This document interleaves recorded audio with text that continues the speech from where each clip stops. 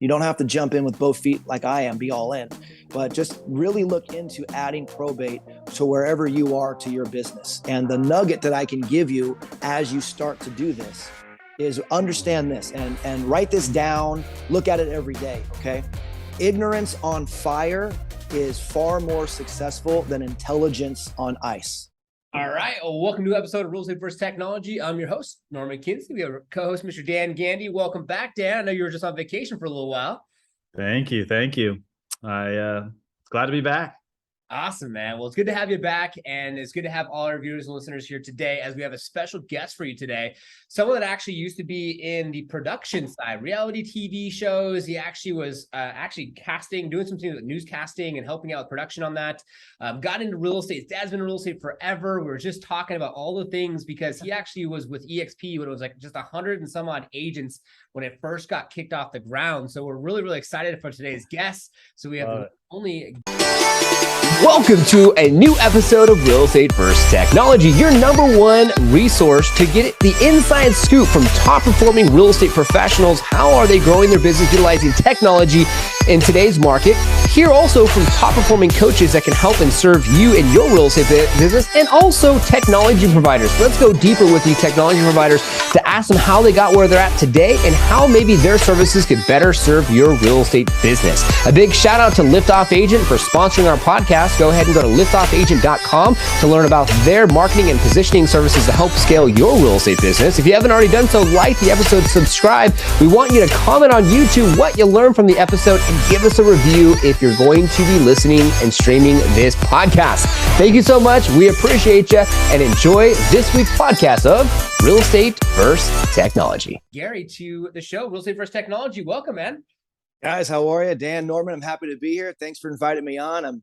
I'm excited to be a part of what you're doing. Dude, we're excited to have you on. And my wife brings me a smoothie over here as I'm introing the show. I'm just drinking water. It's too hot and trying to stay hydrated. Dude, it's hot out there right now. During the time of the recording, it's like, 105 here in Arizona, 111 for you in Cali. And Dan's not too far behind us at 95. Yeah. So once you get over 90, it's all the same, man. It is, dude. It really is. The only thing I got it on you guys is that it's less humid. So then when it gets past 100, you still are okay. And then 115, you're just dying.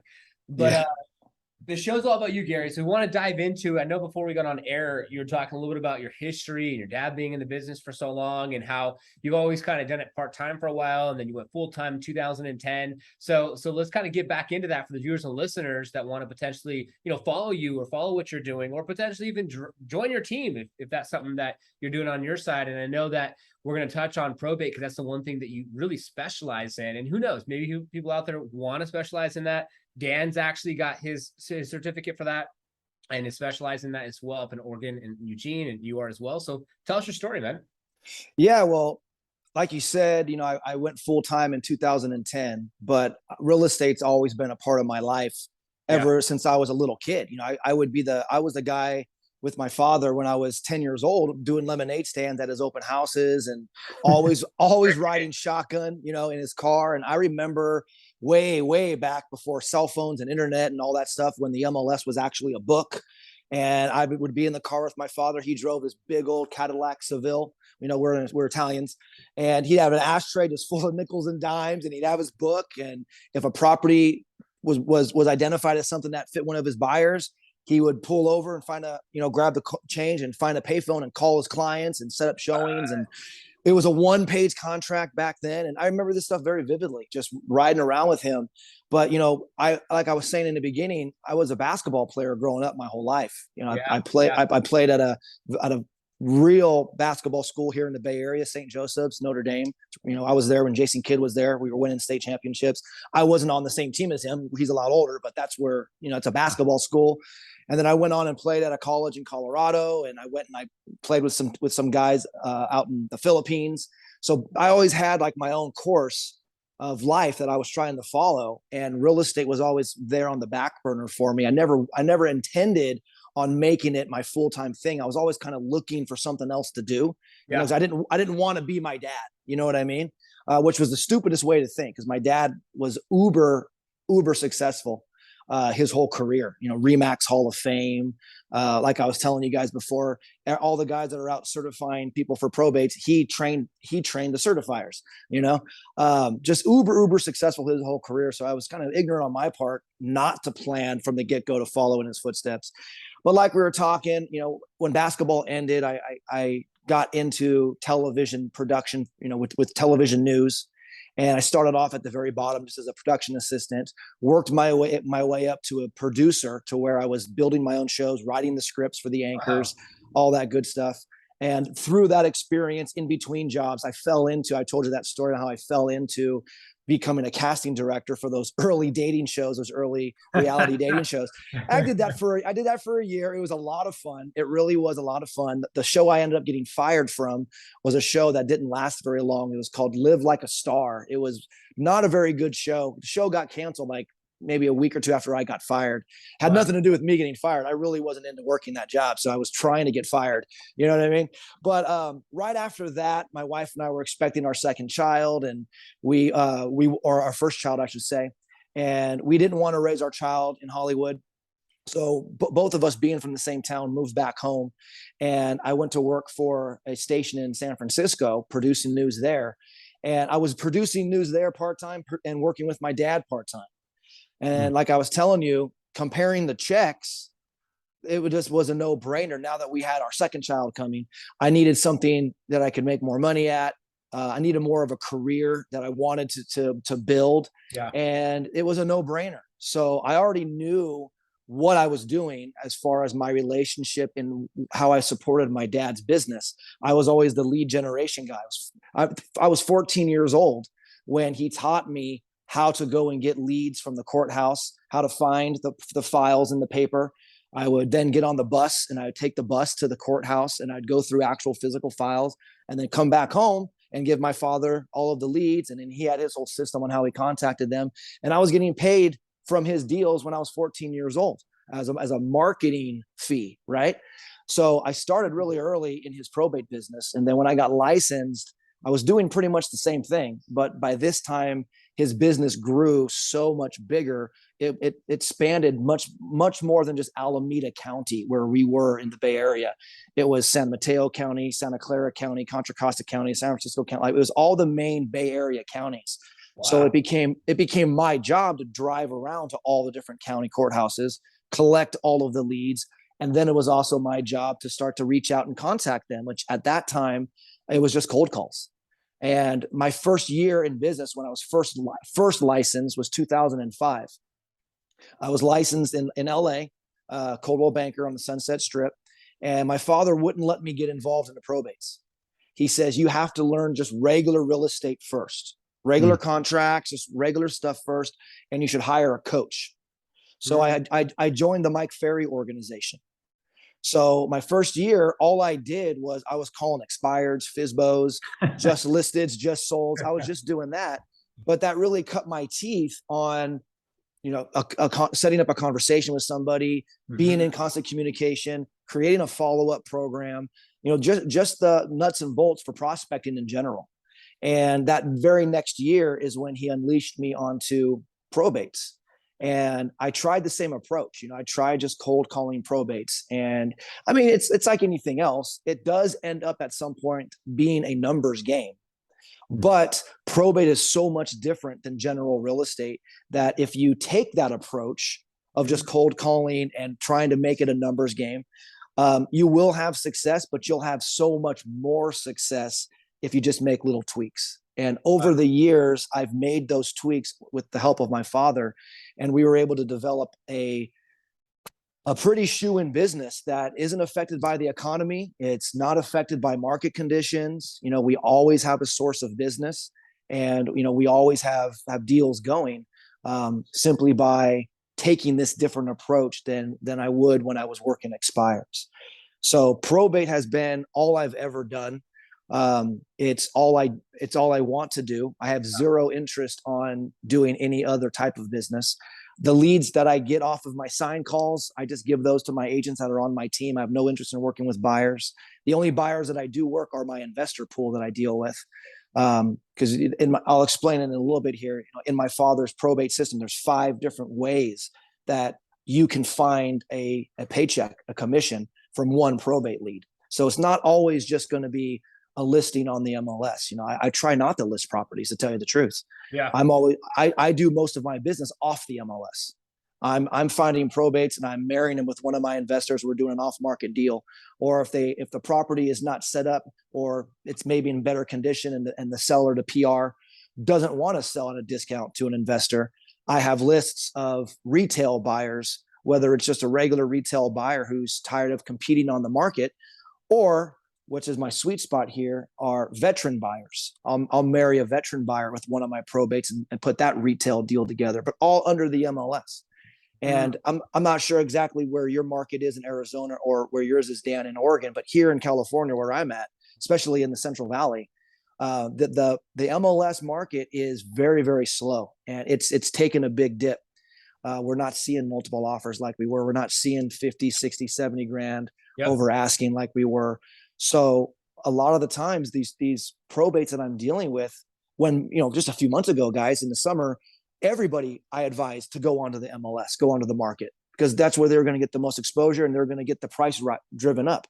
Now, man, it's killing these poor people, because you got to understand, not every probate is completely paid off free and clear. So whoever the family member is that's in charge of this, they're fronting the note, they're paying the mortgage, they're paying the bills. And if they try to go on the market and it's not selling, they got to still keep paying those bills. So to be able to come in and maybe not bring them an investor deal that is at a huge discount, but to be able to bring them a retail deal right away, man, it's really doing a good service for the estate and for the whole family and for all the heirs. And that's where I'm at now, is doing retail sales, but just off the MLS. Wow. So really quick, a lot. I gave you a lot there. No, I know. Love it. I love it. I'm just thinking from the perspective of viewer or listener that, and maybe they already looked up, what does the definition of probate mean? Can you just give us a definition of what probate means for viewers and listeners out there? Yeah, and I'll give you a little bit more than that. So in general, probate is a legal proceeding that happens when an individual passes away and they don't have a trust. So if someone has a trust, you're going to avoid probate. That's why you don't see a lot of people doing probates in Beverly Hills or Palisades, or prepared. It's just like, you're not going to get a $10 million probate listing, or because those people are way more affluent and they have trusts set up. So first advice to all the listeners out there: if you own real estate or any kind of assets of any value, get a trust set up and protect your assets and protect your family, number one.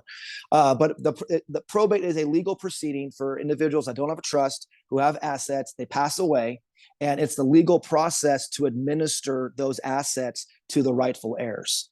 So there's two different ways that you administer a probate. One is called, you'll be the administrator, and that just simply means that the probate has no will attached to the probate. And then the other way is called the executor, which means the probate has a will attached to the probate. Same exact person, same duties and liabilities. It's just when they reach final distribution, the will lays out how the assets are going to be administered. And without that will at final distribution at the end, the administrator determines where things go, who gets what. Wow. And that format. Yeah. So basically, probate just means there's no trust, and you have to go through this legal process to distribute the assets.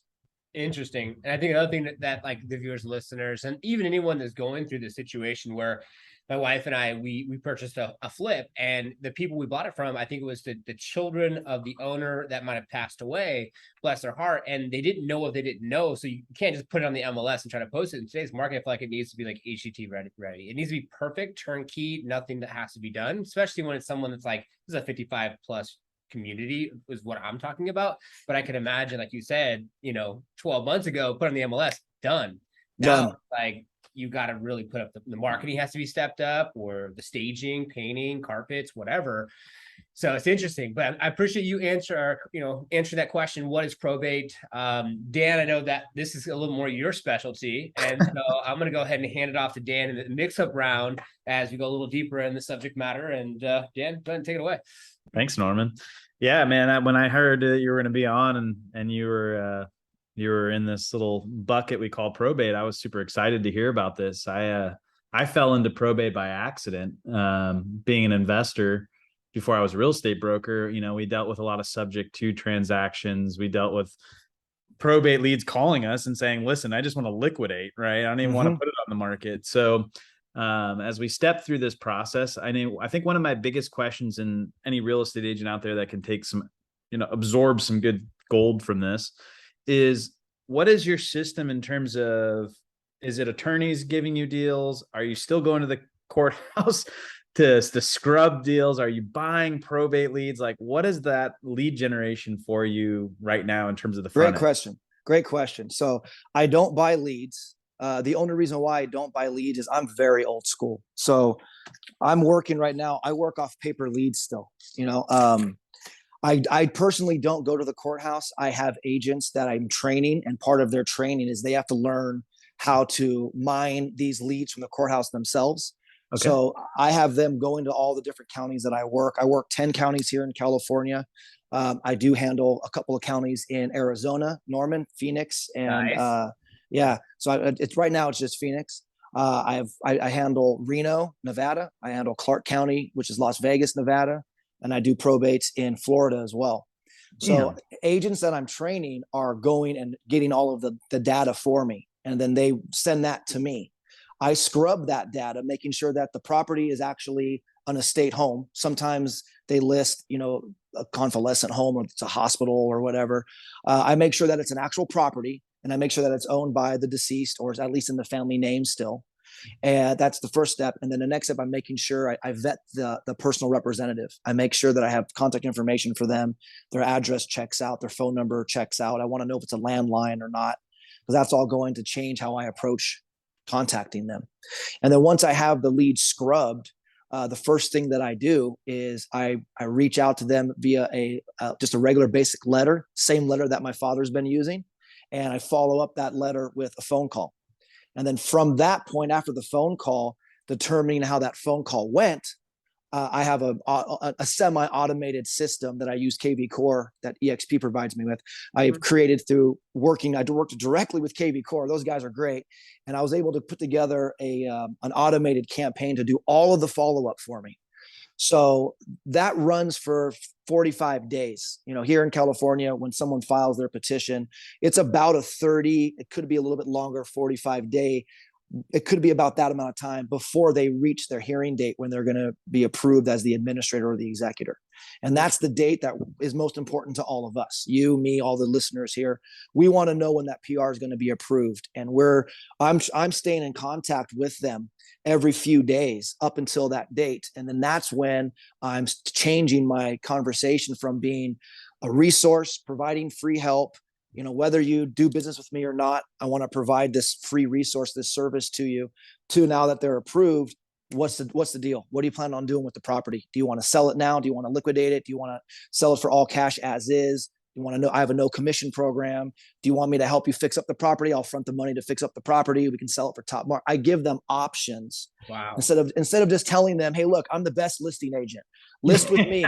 I don't want to do that. I'm a big advocate for show me, don't tell me type of an approach. So I want to show these people that I'm a probate expert and I know what I'm doing. And instead of just telling them. So those first 30, 45 days, my follow-up is all just trying to show them and demonstrate to them that I understand the process. I know what's going on with probate. We're going to have a smooth transaction. If you do decide to sell, I'm the guy that's going to handle that sale for you, no matter which direction you want to go. Here's all the options. Pick one. Instead of me trying to pigeonhole them into just, hey, we want to sell it all cash, or do you want to list it? I give them a laundry list of options for them to choose from.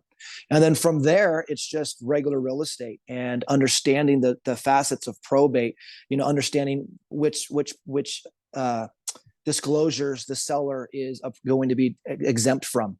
It's understanding how to communicate with the attorney. It's understanding what documents the title company requires in order to close the sale. It's understanding how the notice of proposed action work and what that timeline is. And if a waiver of NOPA is in order, sometimes there's a waiver of NOPA that is in order. And that's really what you want to work up to, is you want to be able to get a waiver of NOPA and eliminate the NOPA timeline altogether so you can close earlier. Otherwise, you're going to be waiting 15 days and you're opening yourself up to having an heir contest to your sale. So it's just understanding all those different facets of probate and making sure that all those ducks are in a row moving forward. So when it is time to close, you don't have any surprises at the 11th hour. And you asked me about if I'm getting my leads from attorneys. All the brand new agents that I train, that always comes up. You know, I'm just going to contact attorneys and have them feed me deals. And it doesn't work like that. You know, these attorneys aren't in the business of just handing out probate leads that's not what they do. It's the buck stops with them with this probate. So they're not just going to give it away to anybody. You know, fortunately, I had my father for 40 years who's done thousands of probate transactions. So he's developed a lot of relationships with a lot of attorneys because of repeat business. They would see our name as the real estate agent so many times that they've just developed a trust with us. Yeah. They know that we can handle the sale. So over time, myself and I have a partner, her name is Teresa Ortez, EXP agent. She's phenomenal, probate expert. My dad trained her. She's a great agent. She's also a CPA. And we actually offer a service for attorneys where we handle all the document preparation, all the document filing. We get the PR all the way up to their hearing date approved with their certified letters. And then we hand that back to the attorney and let them go through the 4-month creditor period and all the way to final distribution. So we take off all of that work off their table up front. And these attorneys, if they're a small little firm, they're usually doing the work themselves. So we're alleviating them that workload. And they already know that they can trust me. They already know that I know what I'm doing. So they're happy to let me do that work for them as long as I get their endorsement to sell the property, which we do. Or they're paying a paralegal. So we're saving them that money. The key is you have to do enough deals and have repeat business with these attorneys for them to build that trust with you. You're not going to sell them on just give me a chance. That the buck stops with them. So what I tell the newer agents who are doing probate is just focus on doing deals and keep track of the attorneys that you're doing deals with and build a rapport with them. And after your 4th, 5th deal with that attorney, then lead in and start asking for them to trust you more and to start sending you an endorsement, and you'll start getting more of them. So I get both. I have agents bringing me leads from the courthouse, but then I also have attorneys that I provide a great service for, and they give me an endorsement to sell the property. That's great advice. That's one of the attorneys that sends me a lot of probate deals. The first few deals that he sent them to me were so complex, tricky, chaotic, chaos. I'm talking the most difficult customers ever, and I just wanted to share this to everybody.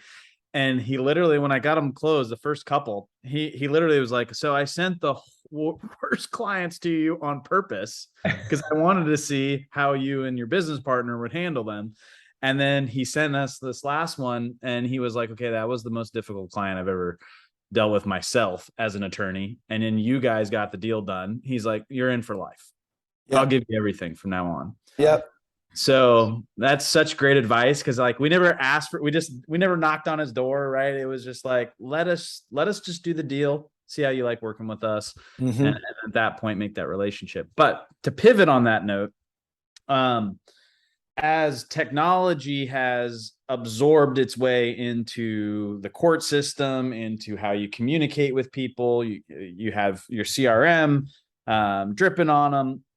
What have you seen change from the time that your dad was doing probate till now in terms of converting leads, in terms of creating this pipeline of probate, right?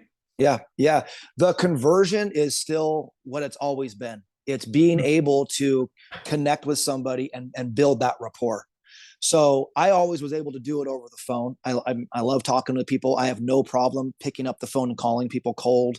That's from all that Mike Ferry training. It's just I'm not somebody who's afraid to make a phone call, but because of technology, I've been able to advance that segment of the business of being able to get somebody on the phone and build rapport.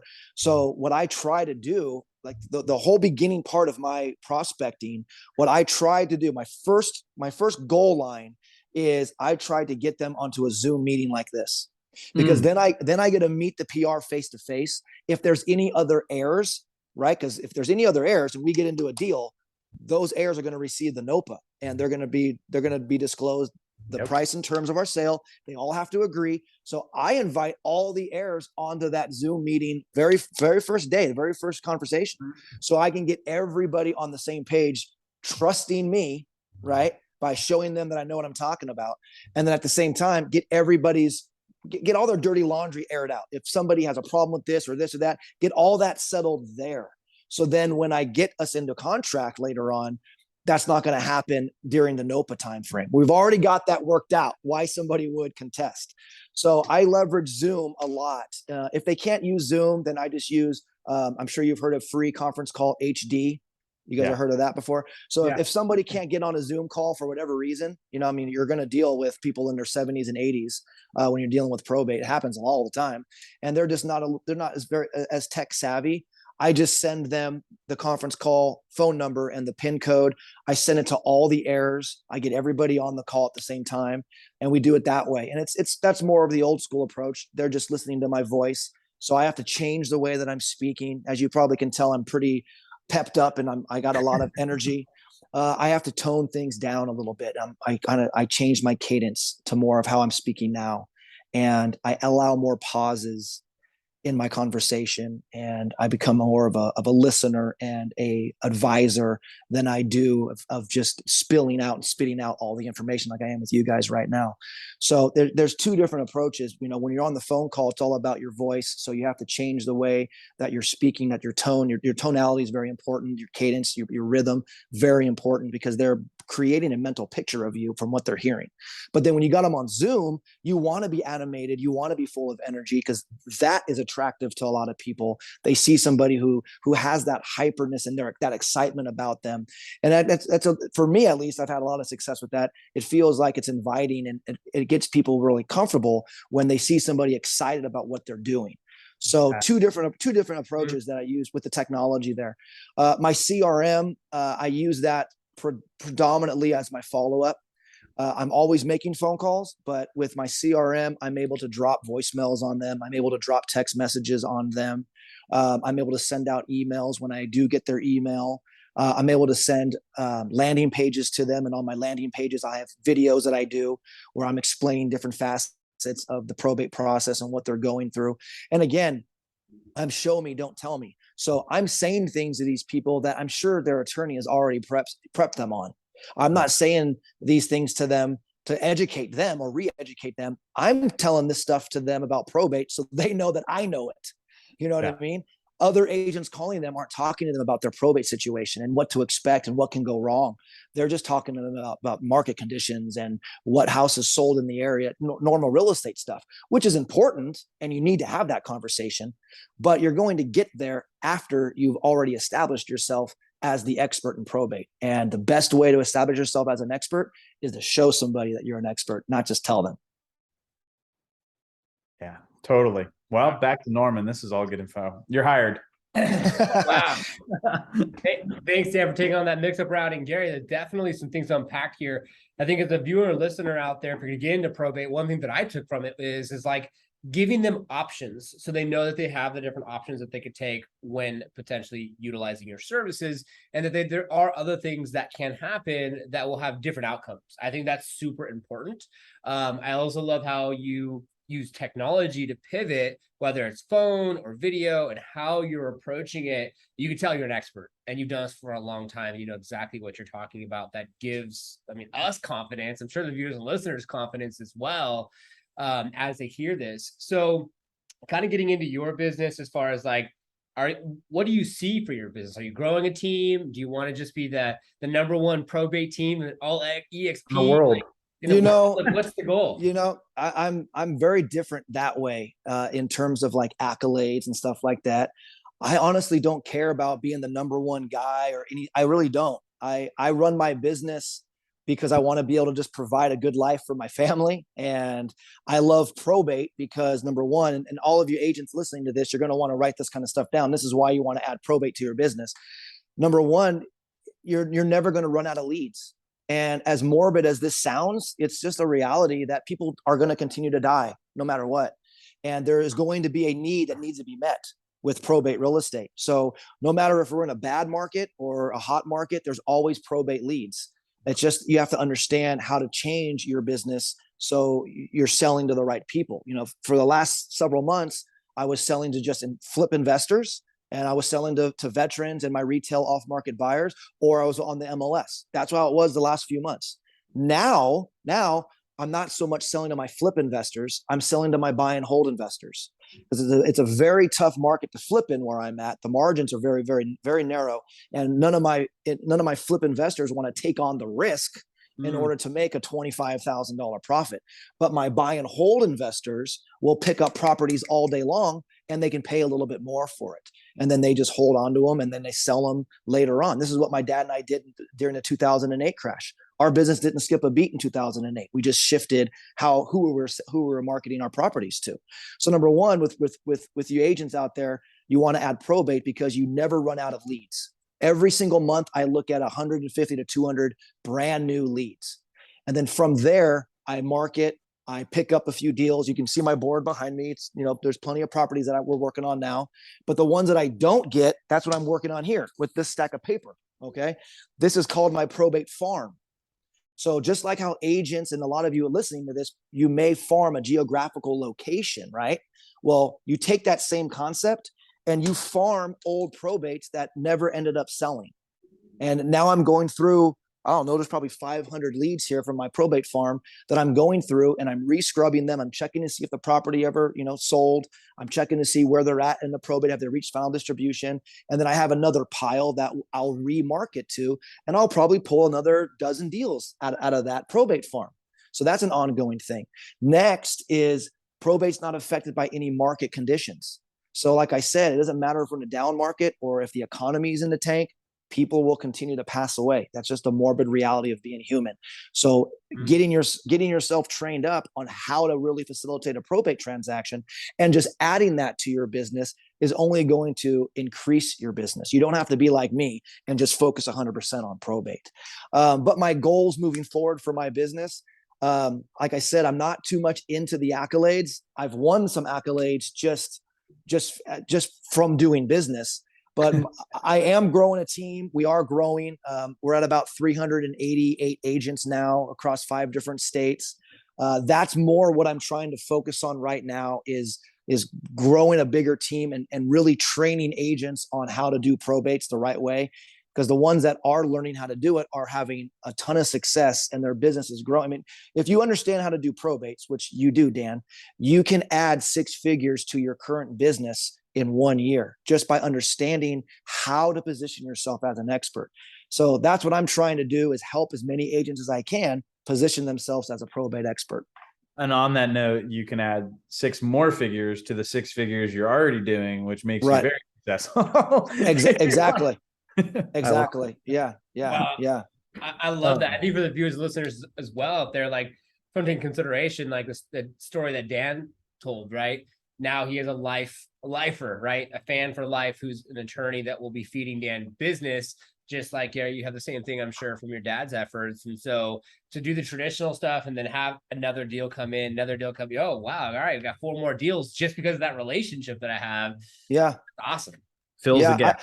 The agents that come to me and want to partner up with me, I mean, I don't say you're on my team. I think it's our team where we're all building a team together, and they're just learning something new from me.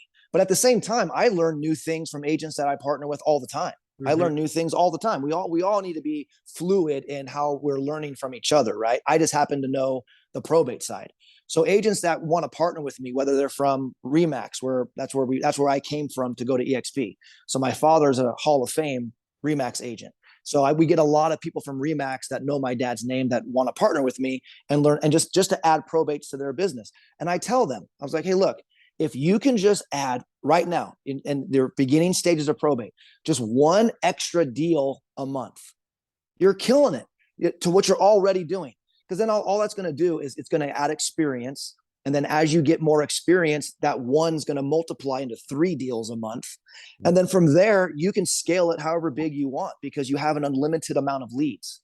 And then before you know it, you're 3 years into it and you have attorneys that you've dealt with for the last 3 years that are now giving you endorsements because of what you've done, because of the deals you've already done with them.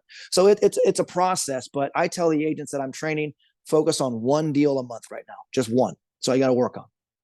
Yeah. And I think one thing I wanted to say before, kind of close out here with Norm is that it's one thing to be an expert and know probate, but when you're passionate about it and then you also exceed their expectations, we obviously know that when you get these deals, these attorneys are very impressed by A, your knowledge, but B, the client support and the commitment to making sure that these families are taken care of. And I think that's huge to bring up because a lot of people are just looking at it from a commission check standpoint, but you're sitting here, somebody that's like tried and true, like here's an example of somebody who cares about people and then solves their problems.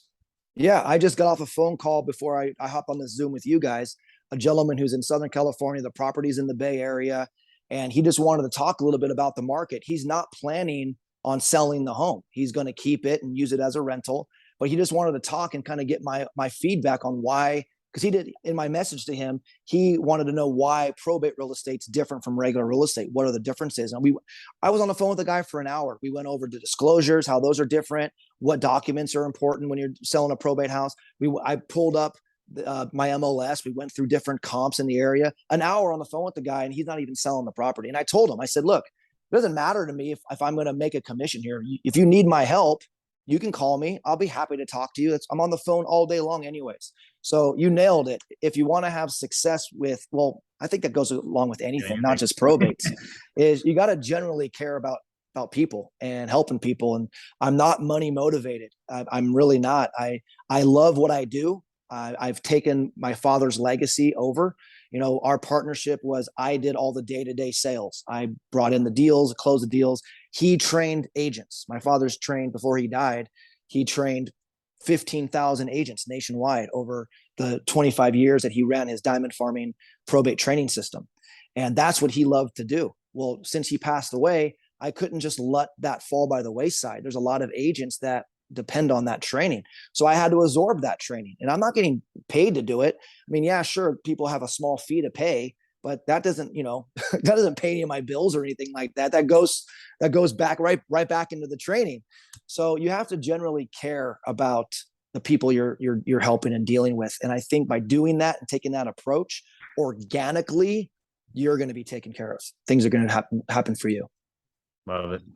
I could tell you have a servant's heart, Gary, and that's awesome. I'm sure your dad's proud of you to take it and keep running with it. You didn't just let it go and you saw it and you're like, gotcha, Pops. That's huge. So last question I have before we open the floor up to you is just kind of side note for fun. Like, what do you and your family like to do? Travel? What do you do for fun? Yeah. Still play basketball?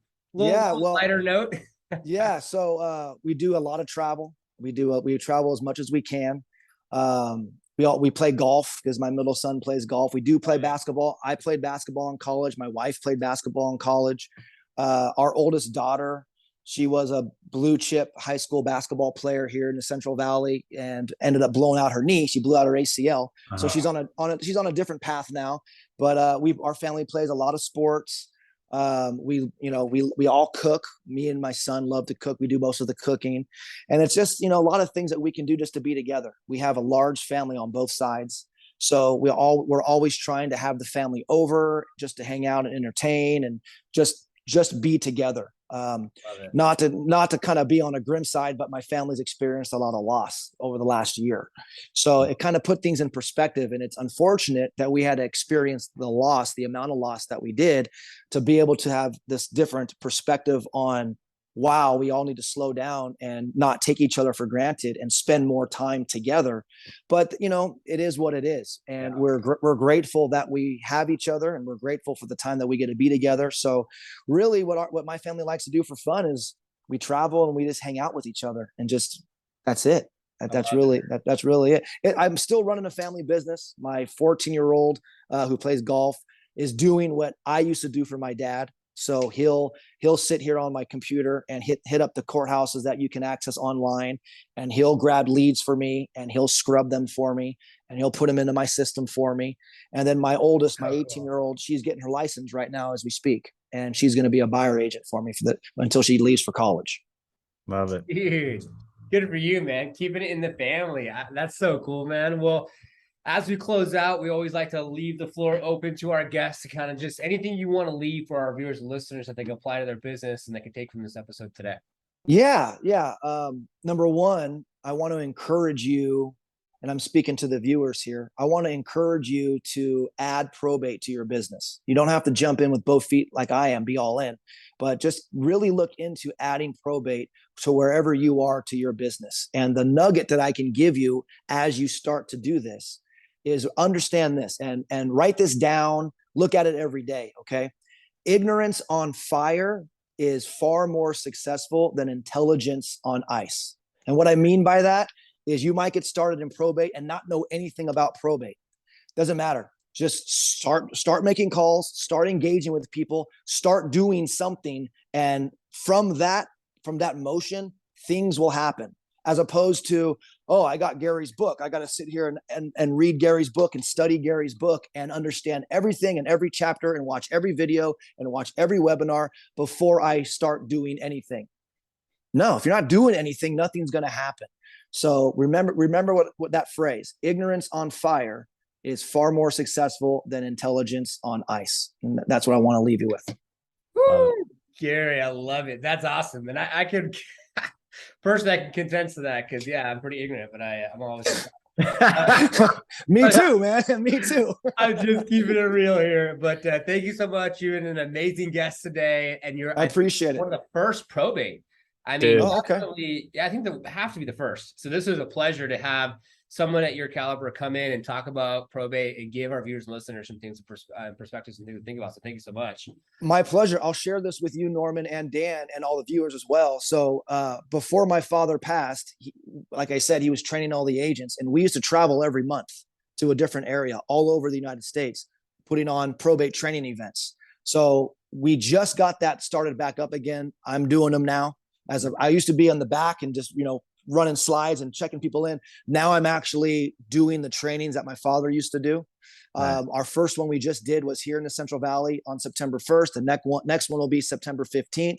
Then we're going to go to SoCal. We have plans to go to Scottsdale, Arizona. So I'll let you know when we're in your area. Yeah. And I'll let you know, Dan, when we're going to be up in Oregon, because we hit all 50 states. My dad and I have been in all 50 states training on probates. Yeah. No. So we'll be back. Please do. And I will contact you off air. Absolutely. Sounds good. Sounds good. Awesome, man. Sounds good. Thanks for your time, you guys. Thanks for your time. I really appreciated being on the show. And I see a lot of value in what you're doing. So it's a great honor. I appreciate you guys including me. Thank you so much. And Dan, as always, thank you for co-hosting. Yeah. Great one. Thank you, guys. Yeah. And to all our viewers and listeners, it is our intention for you to take more episodes to apply to your business, have more massive success. So comment below, what did you learn? Usually we start the episode off with that.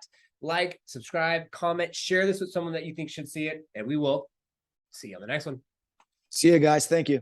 Thank you for watching Real Estate vs. Technology, this week's brand new episode, and making it to the end, your real one. If you haven't already done so, be sure to subscribe to our YouTube channel, hit the notification bell so you'll be notified for new episodes that come out every single week on Fridays at 3:30 Pacific Standard Time. Also, if you comment on this episode and you like the episode, you'll help this episode get out to more individuals. And if you want to join our Facebook group page, just click a link. It's a Facebook icon on our profile page here on our YouTube channel. Join our group page, network with individuals all across the world, and share what technology you're using to grow your business. The next link is to join our Real Estate vs. Technology brand new IG or Instagram page. If you go on any of our stories, you can see who's going to be on Real Estate vs. Technology before it actually goes live on our YouTube channel. And the last link would be if you want to be on an episode of Real Estate vs. Technology. You pick a date and a time. We'll deep dive into your story and technology you're using to share that with other individuals that view our episodes weekly